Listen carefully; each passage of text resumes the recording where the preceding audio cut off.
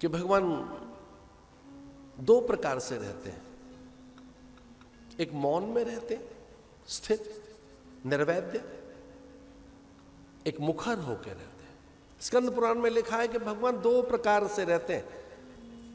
भगवान दो प्रकार से रहते हैं। एक तो मौन में रहते हैं, स्थिर होकर रहते हैं, शांत। एक मुखर होकर रहते हैं। मौन में कहां रहते हैं? मूर्ति से मिलने जाओ तो मौन में है, बोलते कहां है? आप मंदिर में गए भगवान के दर्शन करने, मौन में है। आप बोलते रहो, वो तो मौन में है। फूल चढ़ाते रहो, आरती करते रहो, श्रृंगार करते रहो, दिया बाती करते रहो, प्रदक्षिणा करते रहो। भगवान के उत्सव और अनेक प्रकार की साज सज्जाएं करते रहिए, भगवान तो मौन में है। मूर्ति करती है मौन, हाँ कभी बोल भी पड़ते हैं, वो कभी कभी होता है। इसलिए वो बिहारी जी के आगे पर्दा लगाया गया कि वो झांकी में कई बार बाहर भी निकल जाता है। बिहारी ऐसा है, पर्दा लगा देते हैं। बिहारी द्रवीभूत हो जाते हैं, उनसे रहा नहीं जाता। भक्त की आर्द्रता, भक्त के अश्रु, भक्त की भीतर की करुणा और उनका करुणा रस देखकर बिहारी बाहर। कई बार हुआ है ऐसा। पर प्राय भगवान मौन में रहते हैं। कहां? मंदिरों में भगवान मौन में है। स्कंद पुराण में लिखा है मुखर कहां है, प्रखर कहां है, जीवंत और जागृत कहां है, चलते फिरते कहां है और बोल कहां रहे हैं। वो कहते हैं या तो संत में या गौ माता में। ये दो पते बताएं। बोले गुरु और गौ में भगवान बोलते हैं।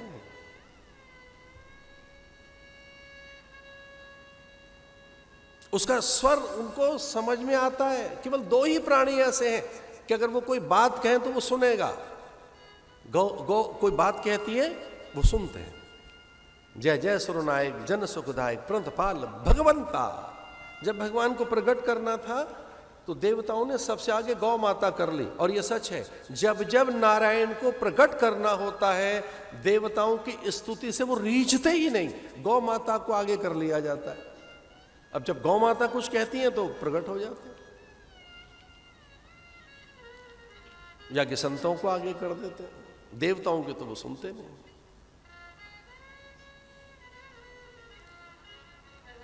नंदी के कान में कोई बात कहोगे वहां पहुंचती है। वो इस तरह का उसकी रचना है, उसकी रचना।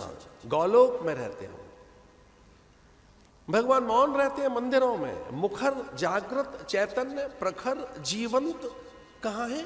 गुरु और गौ में। इसे राम को घर में ले आइए। अब राम घर में कैसे आए? अगर घर में संत आए, उनकी वाणी आई, सत्संग आया, तो राम घर में आ गया। यही तो विधान है घर में राम लाने का।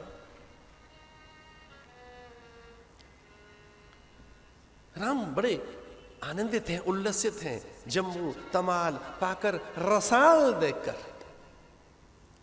व्यक्ति अपनी मूल प्रकृति में लौटे तो उसे अच्छा लगता है। जल के पास जाकर, वृक्ष और वनस्पतियों के पास जाकर, खिलते फूलों को देखकर, तितली और भ्रमर को देखकर, मधुकर और विविध पंछियों को देखकर राम बड़े आनंदित हैं।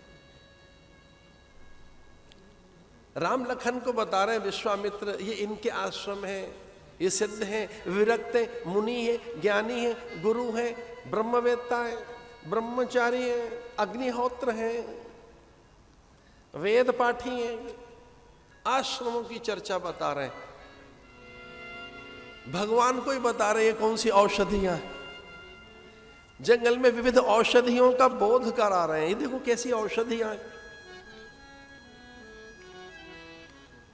सरित, सरोवर, जम्बू, तमाल, पाकर, रसाल, कदली, ऐसे उन वृक्षों का, ओस की जो नन्ही नन्ही बूंद है दूरवांकुरों पर जो नाच रही है, उनकी ओर देखते हुए वो कहते हैं कि देखो ओस कण कितने सुंदर लग रहे हैं राम।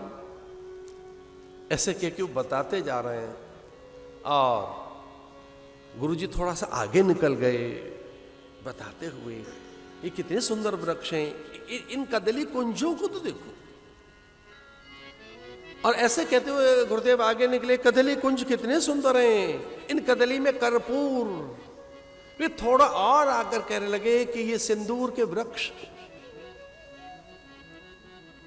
रहा नहीं गया, कल्प वृक्ष से वो प्रकट हो गए, अमीय बरस रहा है। तो कहने लगे गुरुदेव विश्वामित्र कि राम देखो कितने सुंदर पादप वनस्पति, ये पंछी, कितनी सुंदर वो चिड़ियाएं। लेकिन राम ठिठक गए। गुरुदेव तो बहुत आगे चले गए। राम ठिठक कर किसी और एक और चले लगे, किसी और दूसरी ओर। एक उजाड़ सा आश्रम देखकर, एक ऐसा आश्रम देखा राम को जहां पंछी नहीं, परिंदा नहीं, वनस्पति नहीं। राम चकित हैं कि चारों ओर तो हरी तिमा है और यहां घास सूखी है। प्रत्येक आश्रम के द्वार पर तो सुंदर वृक्ष और वहां लताएं लटक रही हैं, पर यह आश्रम तो सूना है। एक बड़ा विशाल आश्रम, वहां सिसकियों की सिसकियां, कोई रो रहा है, रोदन है, सिसकियां। क्षमा कीजिए, जो सिसकी है ये केवल अबला की होती है, निर्बल की होती है, जिसके साथ अन्याय हुआ होता है, छल हुआ होता है, जिसके अधिकार छीन लिए गए होते हैं, दीन जानकर जिसे ठुकरा दिया गया होता है, जैसे अपने मुंह फेर लेते हैं। वो कितना रोए बेचारा, बाद में सिसकता रहता है। रो रो कर जब थक जाता है आदमी तो कई बार उसका मन रोता है, और मन भी थक जाए तो उसकी आत्मा रोती है कई बार।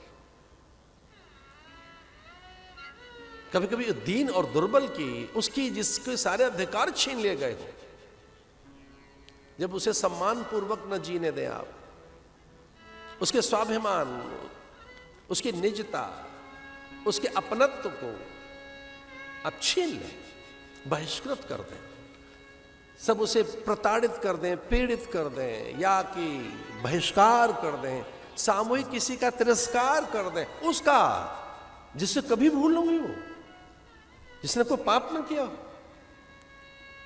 जिसने कभी किसी का अहित न किया हो। गुरुदेव तो बताते गए कितने सुंदर आश्रम, लेकिन राम तो वहीं ठिठक गए। रस में, छंद में, उसके समूह में, आखर में, अक्षर में, अंक में, आकृति में जो बैठी है सरस्वती, जो ज्ञान देने के लिए, सर्वभाषामयीम सरस्वती।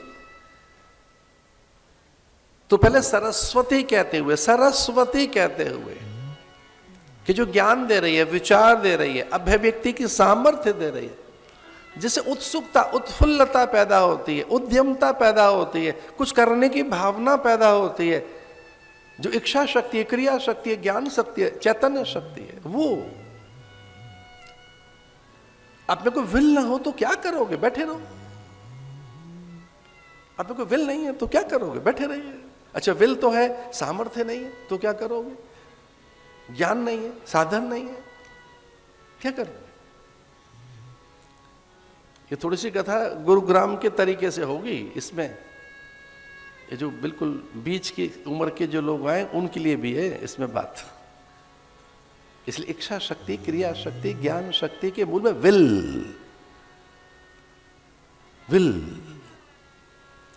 आपकी विल बने, आप में एक इच्छा शक्ति बने, वो विचार कहां से आएगा?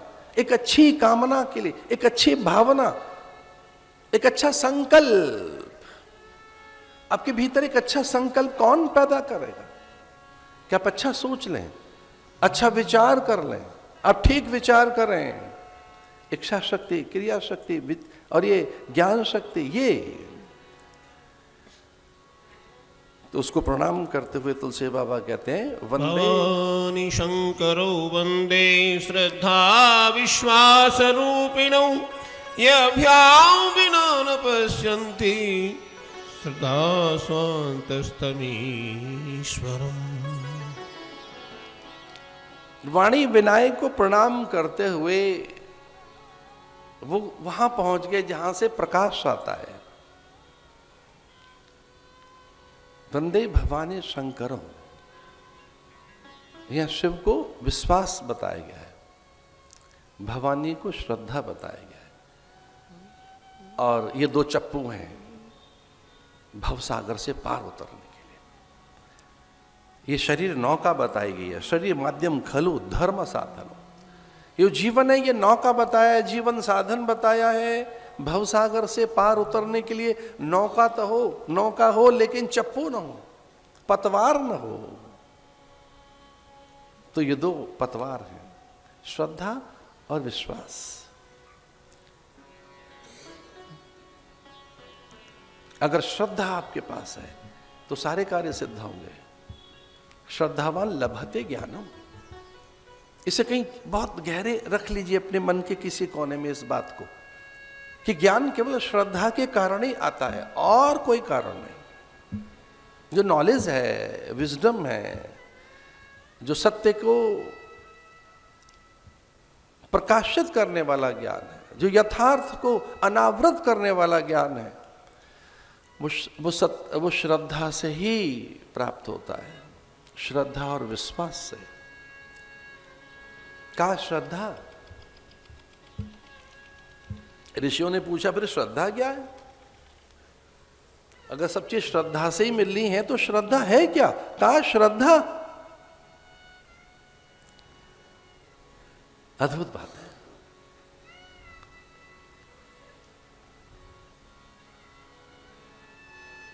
वेदांत गुरु वेदांत वाक्येषु दृढ़ विश्वास, इसमें हल्का सा भेद है वेदांत वाक्य में। यद्यपि सब गुरु आदरणीय है, वंदनीय है, प्रणम्य है, गुरु सत्ता ही महनीय है, उससे बड़ी तो कोई सत्ता है भी नहीं। गुरुरेव परब्रह्म, पर हमारे शास्त्र कितनी बुद्धिमानी से संकेत कर रहे हैं। गुरु वेदांत वाक्येषु दृढ़ विश्वास, वेदांत वाक्य में, वेद वाक्य में, उपनिषदों में। इसलिए धीरे से ये गुरु को परिभाषित करते हुए हमारे शास्त्रों ने कहा कि जो श्रोत्रिय हैं, ब्रह्मनिष्ठ हैं, वो गुरु हैं।